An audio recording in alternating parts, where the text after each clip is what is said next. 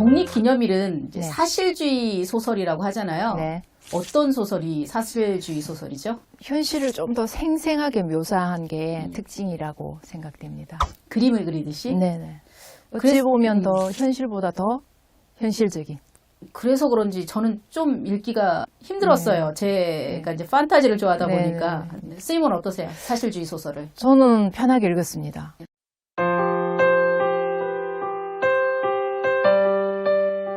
그 작가가 리처드 포드예요. 네. 네. 우리나라에 그렇게 잘 알려져 있지는 않은 것 같은데 그 미국 분이시고요. 만 77세. 영문학을 전공하셨고요. 로스쿨도 잠깐 다니셨고요. 그다음에 소설 작업을 위해서 캘리포니아 대학에서 문학 석사 학위를 받은 걸로 알고 있습니다. 졸업 후에는 잡지 편집자, 대학 강사, 스포츠 기자로도 일을 하셨다고 합니다. 직업이 이 책의 주인공 프랭클과 그죠? 좀 유사한 점이 있네요. 네네. 그 2018년에 네. 우리나라에 방한을 한 걸로 알고 있어요. 네. 2018년도에 우리나라 박경리 문학상에 이렇게 선정되셔가지고 출판 기념회차 한번 방문하신 걸로 알고 있습니다. 박경리 선생님과 리처드 포드의 공통점이라 하면 소설이 길다. 길다.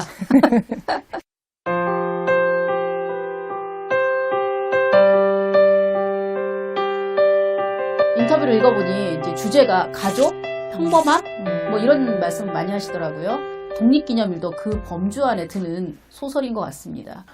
분량이 만만치 않습니다. 이렇게 네. 두 권으로 되어 있고요. 네. 시간적으로는 4일 정도 일어나는 이야기들을 모아놨습니다. 주인공으로 나오는 플랭크 베스컴은 부동산 중개인으로 일을 하고 있고요. 사귀고 있는 여자 이제 셀리와의 통화 내용이라든지 지금은 이혼한 상태로 따로 살고 있는데 그 전처 앤이라든지 그다음에 부동산 업무를 하다 보니까 고객과의 어떤 대화 장면이라든지 그 아들 폴과의 어떤 독립기념일 주간을 맞아서 여행을 하는 그런 내용이 주로 담겨 있습니다. 이 공간의 이동이 참 많아요. 공간을 이동함에 따라서 그 미국의 평범한 사람들의 모습도 이 네. 소설을 통해서 많이 볼 수 있었던 것 같아요. 네네.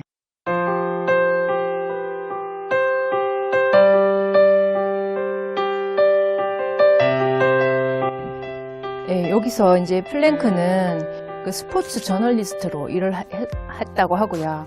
그다음에 단편 소설집을 펴낸 적도 있는 작가이기도 합니다. 근데 현재는 부동산 중개 일을 하고 있는데 가족들은 이를 별로 못마땅하게 생각을 합니다. 현재는 혼자 살고 있고요. 아들을 만나서 독립기념일 주간에 이제 여행을 하게 돼서 플랭크가 굉장히 좀 들떠 있습니다. 아들이 이제 15세 정도 된 사춘기 소년인데요. 15세면 우리나라의 중2, 3. 그죠? 네, 예. 제일 무서운 시기죠. 예, 처음 여행 출발부터가 순조롭지 않습니다. 계속 아빠는 어떻게든 좀 아들하고 좀 잘 지내보려고 이런저런 얘기를 꺼내는데 아들이 계속 이제 아빠의 어떤 심기를 건드리죠. 건드리고 그리고 이제 더 이제 아빠가 신경 쓰는 이유는 얘가 이제 절도죄로 잡혀가지고 그것도 이게 성인용품 그죠. 절도죄죠. 네. 그래서 재판을 앞두고 있습니다. 그것도 독립기념일 다음 날. 아빠는 여행을 통해서 아들하고 이런저런 얘기도 좀 하고 이제는 조금 더 독립적으로 고민하는 것들이 있어서 뭐 이런 문제 행동을 한다 하더라도 이제 거기서 빠져나와야 되지 않겠니라는 얘기를 해주고 싶은 거죠. 그 아빠가 네. 아들에게 꼭 읽어오라고 한 책이 있어요. 그렇죠. 네. 자기 신뢰 독립선언문. 그렇죠. 이게 또 상징하는 바가 있어요. 네. 이 아이들 그 폴에게 그 아빠가 전해주고자 하는 메시지가 요 두 책에 담겨 있지 그런 않나. 것 같습니다. 예.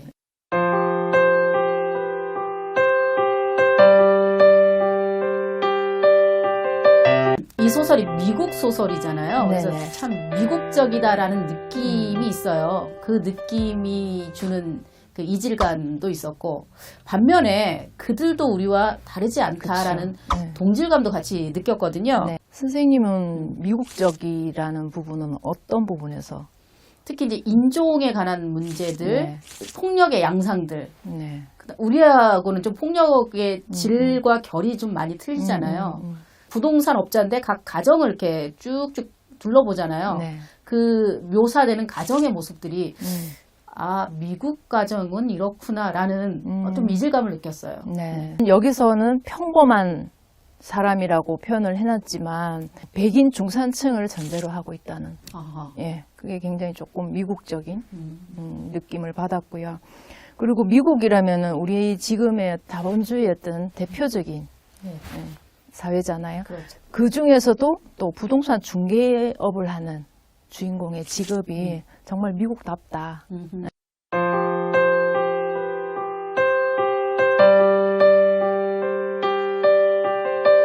프랭크는 어떤 사람인가요, 여기서? 공적인 영역에서는 플랭크가 굉장히 유능한 사람이라고 생각됩니다. 개인적으로 이런 뭐 중개인을 만난다면 저는 굉장히 행운일 것 같아요. 그렇죠. 예, 믿을 수 있을 것 네. 같아요. 근데 좀 안타까운 게 이제 개인적인 영역에서는 전처 앤이라든지 폴과의 대화라든지 이제 만나고 있는 셀리와의 관계라든지 보면 좁혀지지 않는 거리감이 또 있잖아요. 그런 부분은 또 한국 남자들하고 또 유사한 점이 많아요. 그렇죠. 감정 네. 표현이 참 네네. 서툴잖아요, 우리 남자들이. 뭐 일반적인 남자의 모습일 수도 있고요. 좀 어떻게 직장인으로서 어떤 사회적인 페르소나가 더 많이 발달되어 있지 않나. 네. 또 한편으로는 개인적인 영역에서 이제 유대감이라든지 소속감이라든지 이걸 이제 본인이 잘 못 느끼는 사람일 경우에는 좀 그걸 보상하기 위해서라도 공적인 영역에서 좀 더 친절하고 좀 자기가 조금 더 유능하고 이런 사람으로서 좀 능력을 발휘하려고 하는 것 같기도 합니다.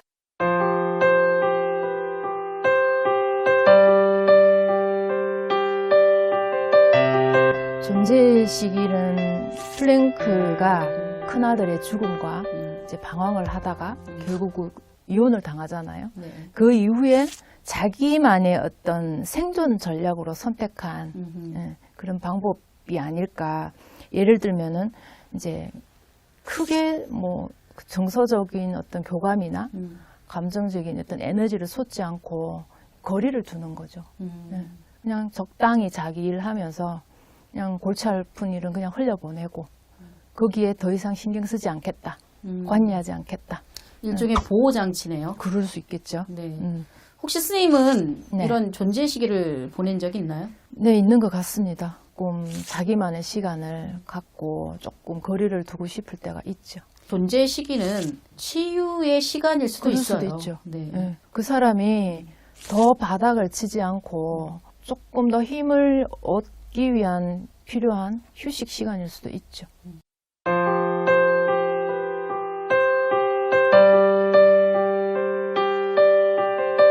아들의 죽음이 네. 이 가족 모두에게 상흔으로 이렇게 깊게 남겨져 있는 것 같아요. 네. 큰 일을 이렇게 겪다 보면 그 일에 대해서 이제 서로 말하는 걸 꺼리게 되잖아요. 네. 그래서 이 가족들 역시 그러한 것 같아요. 그거는 누구에게나 쉬운 일은 아닌 것 같습니다. 특히나 어린 자식을 잃은 부모 입장에서는 그러다 보니까 이 부부가 나름 각자의 방식으로 슬픔을 견디려고 혹은 또 극복하려고 애를 써온 게 아닌가. 근데 그 방법이 서로에게는 더 멀어지는 방향이었던 것 같아요. 폴도 가족의 일원으로서 또 그 집에 어떤 강아지가 또 그렇죠. 그죠. 강아지에 대한 어떤 상실에 이런 폴은 이제 그런 모든 걸 끌어안고 있잖아. 그런 상실에 대한 애도 방법은 사람마다 다 다르다. 실제로 제 주변에도 이렇게 어린 자녀를 먼저 보낸 부부가 결국은 이제 맞죠. 이혼하더라고요. 그러니까 서로 부딪혀서 얘기를 하면 계속 상처들을 맞아요. 긁어내다 보니 각자 길로 가는 경우를 내가 봤거든요. 프랭클과 앤 관계도 그와 좀 비슷한 양상이지 않았을까. 정말, 같이 있는 동안은 그 과거의 어떤 한 부분이 완전히 사라지지도 않으니까.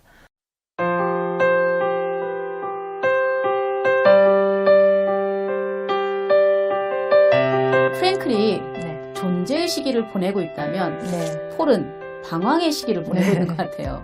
굉장히 폴이 그 뭐 형의 죽음, 강아지의 죽음, 또 부모 이혼까지. 또 새아버지와의 관계, 맞아요. 어린 나이에 끌어안고 있는 것이 이제 안쓰러워 보이고 그 사고 당하는 장면까지 맞아요. 저는 좀 폴이 제일 짠했어요. 근데 폴이 그 사춘기 아이의 어떤 보일 수 있는 네. 예, 사악한 행동도 극단의 모습을. 섭섭치 않습니다. 부모 입장에서는 정말 한 대 정말 때려주고 싶은 혹은 이렇게 좀 어떻게 해야 될지 쟤를 어떻게 해야 될지 정말 고민을 하는데요. 폴이 불쑥불쑥 이렇게 내뱉는 말들을 보면 굉장히 영민한 친구 같습니다. 그리고 어찌 보면은 아빠보다 더 감정에, 자기 감정에 솔직하죠. 안타깝게 이제 부모의 이용까지 자기가 지금 어떤 처지가 될지 이렇게 불확실하다 보니까 예상할 수 없는 그런 행동들을 표출하고 있는 것 같은데요. 게다가 이제 자기 스스로도 패배자라고 여기는 것 같고, 이제 아빠와의 대화에서 보면 자기도 노력하고 있다고 얘기를 할 때 정말 짠한 마음이 들었습니다. 그런 아들을 보면서 또 아빠는 이런저런 좋은 말들을 또 많이 해주잖아요. 근데 그 말들을 되새겨보면 그게 결국 플랭크 자신에게 하는 말. 폴이나 그 아빠나 지금 똑같이 지금 상실에 대한 상처를 좀 극복하려고 나름 굉장히 애를 쓰고 있는 방법이 아닐까 생각이 들었습니다. 이제 우리가 방황하고 있는 사람, 존재의 시기를 버텨내고 있는 사람들을 기다려줄 줄 아는 그렇죠. 항상 게 어떤 표준적인 잣대로 끌고 나오려고 하잖아요. 근데 이제 플랭크가 네. 아들한테 이런저런 말을 해주다가 본인이 깨닫는 게 있어요. 네. 뭐죠? 폴이 저도 노력하고 있어요 라고 하니까 그래 네가 할 수 있는 게 그게 전부야 라고 하지만 뭔가 좀 그죠 비어있는 말 같잖아요. 네. 이제 프랭크가 그럽니다. 아들에게 뭐가 나쁜지에 대해서는 내가 이것저것 얘기를 해줬을 뿐 뭐가 아들에게 더 유익한 것인지는 자기가 모르고 있는 거예요. 나는 시대에 뒤떨어진 지식만 갖고 있구나. 아빠가 이제 내 아들이 나보다 낫구나. 믿고 기다려주려고 하는 마음이 생기죠. 아빠랑 대화 중에 굉장히 슬픈 대목이 있었습니다. 폴이 아빠에게 여행 가는 도중에 이렇게 묻습니다. 아빠, 혹시 차라리 다운증후군이나 아니면 그저 그런 정신질환을 앓는 아이가 내 자식이었으면 하고 바란 적이 있으세요? 둘 중 하나를 선택하고 그 이유를 말씀해 보세요. 저 뭘 골랐을까요, 아빠는? 후자? 그렇죠. 그래도 개선의 여지가 있지 않냐 라고 해서 그래도 둘 중에 고르라면 나는 후자를 고르겠다라고 말을 하죠. 근데 이 질문에 대해서 너무 가슴이 아픈 거예요. 폴도 자기 자신을 실패자라고 여기고 있는 거죠. 그러면서 또 아빠를 위로하는 말도 합니다. 네. 혹시 당신도 실패자라고 생각하고 있는 건 아니죠? 뭐 이런 식으로 굉장히 당돌하게 아이가 그걸 느끼는 것 같아. 아빠 차라리 그 재미없는 부동산 중개 일을 때려치우고 예전에 하던 그 작가 일이나 하시죠? 뭐 이런 식의. 플랭크가 작가로서 일할 때가 본인도 행복했고 아마 가족들이 보기에도 더 어울린다고 생각한 것 같아요.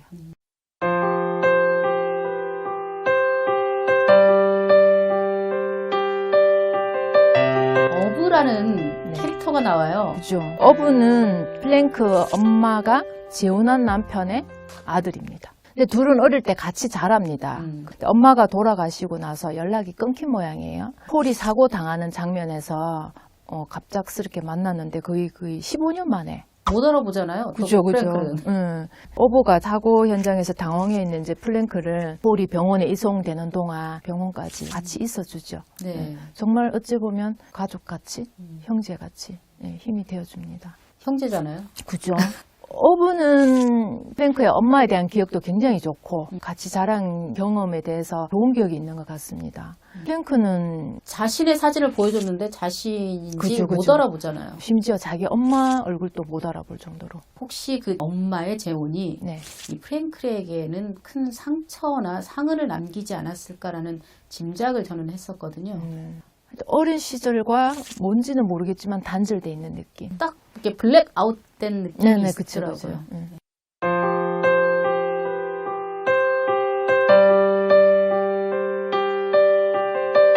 어부는 이제 공동체 연속성에 대해서 이 이야기를 하는데 프랭크는 네. 공동체에 대해서 그렇게 유대감을 회의적이죠. 느끼지 네네. 못하더라고요. 네네. 어부는 이게 유대인으로 나옵니다. 또 민족적인 특성상 집단 공동체에 대한 네네. 그런 유대감이 좀 큰 것 같아요. 어부도 본인의 어떤 뿌리를 찾기 위해서 어떤 연결고리를 찾기 위해서 굉장히 고민하는 모습을 보이는데요. 여기에 대해서 이제 플랭크는 그런 건 없다. 그냥 환상이야. 공동체라는 그 단어에 대해서도 굉장히 회의적입니다. 그러고 보면 프랭클이 정말 현실적인 사람이에요. 네네네. 뭐 추상적이고 이념적인 거에 대해서 항상 의문을 표현하거든요. 네네. 네. 심지어 그 공동체의 연속성이라는 거는 구매력에 좌우된다라고. 부동산 업자 그죠. 같네요. 네. 이 말이 조금 충격이긴 하지만 이해가 안 되는 부분도 아니죠. 그렇죠. 네, 우리가 어떤 아파트에 사느냐에 따라서 그 공동체에 소속되냐 안 되냐 그게 결정이 되잖아요. 그렇죠. 근데 어부와 플랭크의 공통점이 있습니다. 일단 엄마가 같다. 그렇죠. 네. 현대인들이 겪는 어떤 소속감의 부재, 그 다음에 정서적 소외가 아닐까. 그 어부 나름대로 이런 정서적인 연결감을 찾기 위해서 지금 굉장히 고민하고 에너지가 쏠려 있잖아요. 근데 플랭크는 이미 이제 단절된 상태고, 결국은 두 사람이 지금 방황하고 있는 모습은 같은 주제인 것 같습니다. 결국은 폴도 같은 거죠. 폴도 자기 또래들하고도 잘, 그지, 못 섞이고, 그죠? 부모의 어떤 이혼으로 인해 혼란스러워하는 입장이라서 가족 공동체도 어찌 보면 해체됐다고 볼 수 됐고. 있죠. 네. 거기서 느낀 어떤 정서적 단절감 때문에 이런 방황을 하지 않나 이런 생각이 듭니다.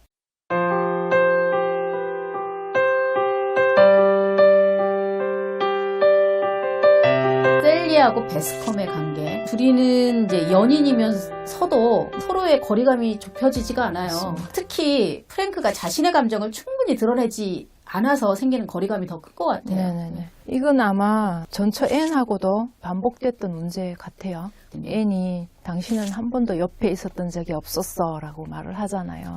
외로워. 말만 들어도 외로워요. 그죠? 셀리가 표현하는 플랭크라는 사람은 어떤 사람이냐면 생각이 많고 신중하고 유연하고 그리고 애매한 사람이다.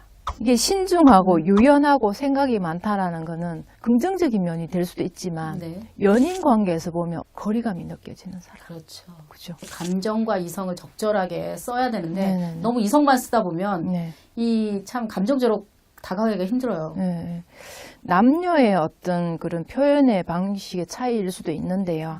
플랭크는 본인이 이미 큰 상처들을 많이 받았잖아요. 어렸을 때부터. 어렸을 때 부모의 이혼으로 뭐 어떤 경험을 했는지 감정을 있는 대로 드러내지 못하고 약간 숨기는 일찍 철든 아이일 수도 있었고요. 어떤 큰아들의 죽음이라든지 이혼으로 받은 상처라든지 이혼 후에도 그 전처랑 아이 문제 때문에 자주 만나고 연락도 하고 하잖아요.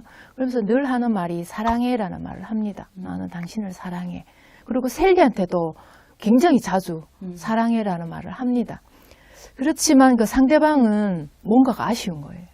다른 어떤 정서적인 교감을 방해하는 말처럼 들리거든요, 오히려. 그걸 회피하기 위해서 그냥 사랑한다고, 뭐가 문제야, 뭐 이런 식의 문제를 덮어버리는 느낌이 좀 있었고요. 이게 말로 표현할 수는 없는데 우리가 실제 살면서 그쵸. 서로 사랑하면 네. 말이 아닌 필요 없죠. 도감 영역이 있잖아요. 네. 근데 그게 부재하잖아요, 지금. 네. 그래서 셀리나 앤이 외로움을 느끼는 것 같습니다. 근데 본인이 더 상처받지 않기 위해서 드러내지 않고 거리두기 때문에 상대방들이 좀 외로움을, 공허함을 느끼지 않나. 평생을 프랭클은 존재의 시기를 보내고 있는 것 같아요.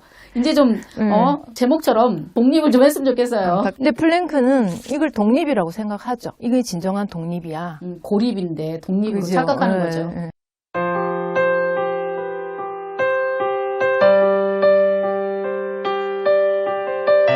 저는 이 책에서 이제 마지막 장면이 굉장히 인상적이었어요. 프랭클이 지금까지 이제 존재의 시기를 좀 벗어나는 그런 느낌을 좀 강하게 받았거든요. 네네네. 이제 한번 제가 읽어볼까요? 네. 나는 새하얀 하늘 아래 오후의 열기를 느끼며 군중 속으로 천천히 만족스러운 걸음을 떼기 시작한다. 트럼펫 소리가 다시 들려온다. 내 심장이 빠르게 뛰기 시작한다. 다른 사람들이 나를 밀치고 당기고 치고 흔드는 것이 느껴진다. 사람들 속으로 이제 들어가죠. 네.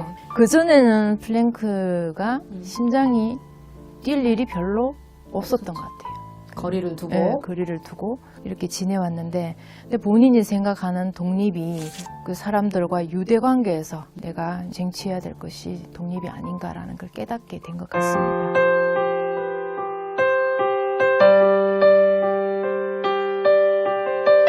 이 독립기념일이 네. 선생님에게는 어떤 책이었나요? 느닷없는 선물 같은 책이었습니다. 저는 이 책이 있는 줄도 몰랐고 존재를 모르던 책이었는데 근데 이제 선생님이 제가 추천했나요? 추천해 주셔가지고 결국은 우리가 인간관계에서 서로에 대한 존중감, 연결감 이게 이제 사람을 살게 하지 않나 이런 생각이 들었고요. 저희가 이제 최근에 읽고 있는 니체의 철학이 또 떠올랐습니다. 어떤 것도 필연적이다. 그 연결성, 그 문제가 이제 떠올랐습니다. 플랭크 주변에 그 모든 인물들 필연적이고 어떤 것도 우연도 없고 없어서는 안 되는 모두가 플랭크에게 굉장히 소중한 삶을 이루는 구성인 거죠. 삶을 긍정하라라는 그 구랑 이 플랭크가 마지막에 이제 군중을 향해서 들어가는 모습이 굉장히 오버랩됐습니다. 소설 중간중간에 많은 사람들을 만나고 많은 사람 삶 속에 들어갔다 나왔다 하잖아요. 네네. 그런 것들이 한꺼번에 연결이 되는 것 그렇죠. 같네요. 네. 또 반가웠던 부분이 본인이 썼던 그 책 이야기가 잠깐 나오잖아요. 자기가 아주 젊을 때 썼던 맞아. 책이 꽂혀 있는 거예요. 그 당시만 해도 자기가 책은 그 사람들의 그 얼어붙은 내면을 깨는 도끼여야 된다라는 카프카네요. 그렇죠. 네. 네. 리차드 코드의 독립기념일을 도미정 선생님과 같이 읽어봤습니다.